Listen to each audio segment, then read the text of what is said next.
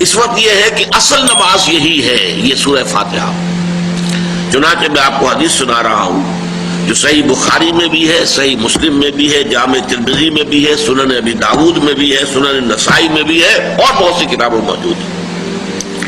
اور یہ عن عبادہ بن صامت رضی اللہ تعالی عنہ، حضرت عبادہ بن صامت سے ہے مرفوعا کہ حضور نے فرمایا لا صلاۃ لمن لم یقرأ بفاتحۃ الکتاب، اس شخص کی کوئی نماز نہیں ہے جس نے کہ سورہ فاتحہ کی تلاوت نہیں کی۔ اب اس سے ہمارے ہاں ایک بڑا اختلاف پیدا ہوا، وہ نوٹ کر لیجیے۔ ایک رائے یہ ہے آپ اگر علیحدہ نماز پڑھ رہے ہیں تو ظاہر بات ہے کہ آپ کو ہر رکعت میں خود پڑھنی ہی پڑھنی ہے سورہ فاتحہ۔ جب باجماعت پڑھ رہے ہیں اب کیا شکل، امام پڑھ رہا ہے سورہ فاتحہ تو کیا مقتدی کو بھی پڑھنی چاہیے؟ اس حدیث میں جو الفاظ کی شدت ہے اس کی بنا پر رجحان یہ ہوتا ہے کہ یقیناً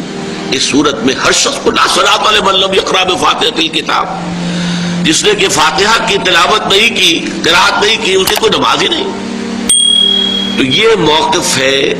امام شافعی کا، یہی مسلک ہے ہمارے اہل حدیث بھائیوں کا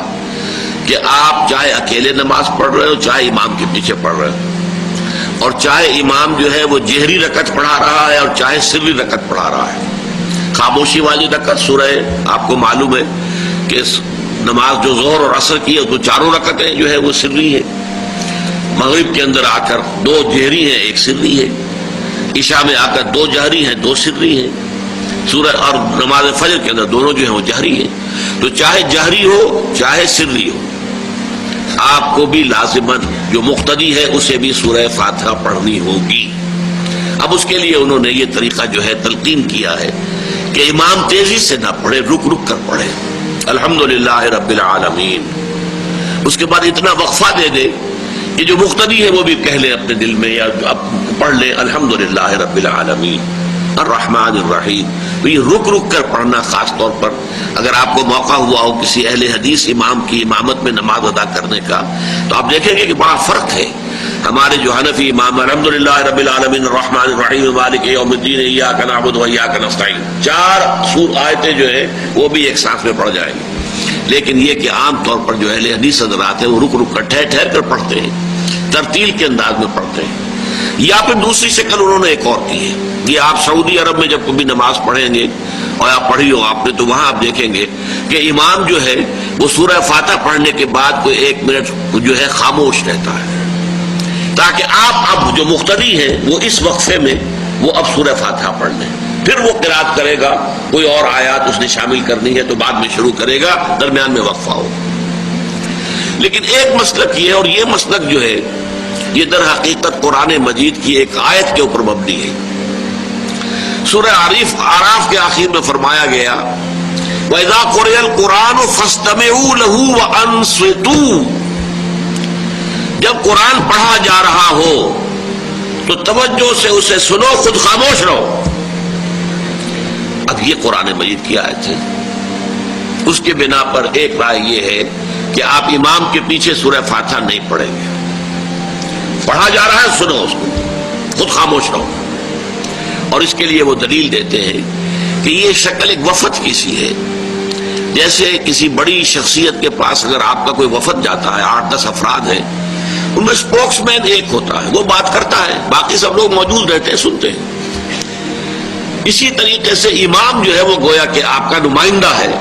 اور وہ پڑھ رہا ہے الحمدللہ رب العالمین الرحمن الرحیم مالک یوم الدین، تو امام کی قرات ہی آپ کی بھی قرات ہو گئی۔ گویا کہ اس آیت سے، اس حدیث سے اختلاف نہیں ہے، اس کی تعبیر سے اختلاف ہے کہ امام کا قرات کر لینا در حقیقت مقتدیوں کی طرف سے بھی قرات ہے۔